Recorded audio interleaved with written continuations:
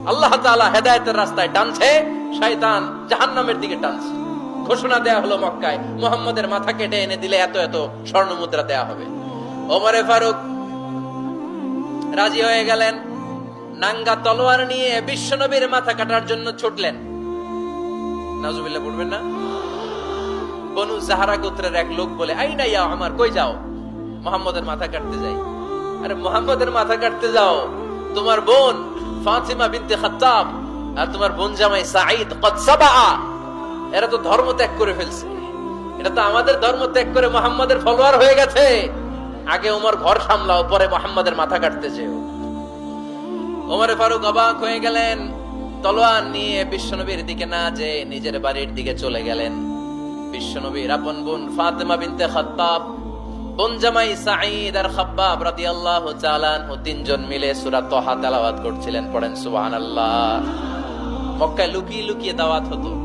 খাব্বাব রাদিয়াল্লাহু তাআলা আনহু একটা চামড়ার ফলকের মধ্যে সূরা তাহার কয়েকটা আয়াত এনে ওমর ফারুকের বোন আর বোন জামাইকে শিক্ষা দিচ্ছে, ট্রেনিং দিচ্ছে। সুবহানাল্লাহ পড়েন।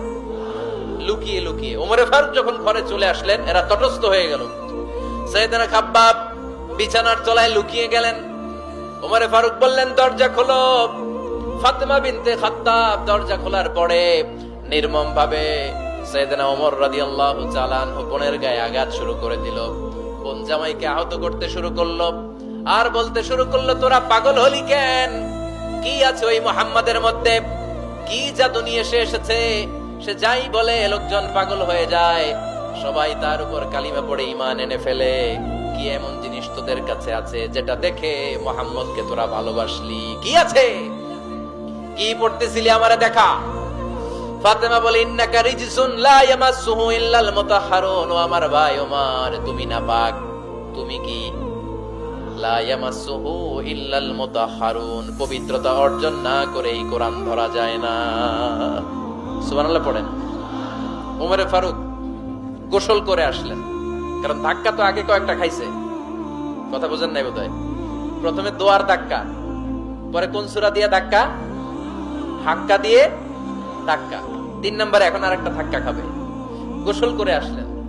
ফাতিমা বিনতে খাত্তাব বললেন, গোসল যখন করে এসেছেন, এই নেন। ওমর ফারুক এবার চামড়ার কাপড়ের মধ্যে সূরা তাহার প্রথম আয়াতের দিকে নজর করলেন। নজর করেই কোরআনের প্রেমে পড়ে গেলেন। পড়েন সুবহানাল্লাহ।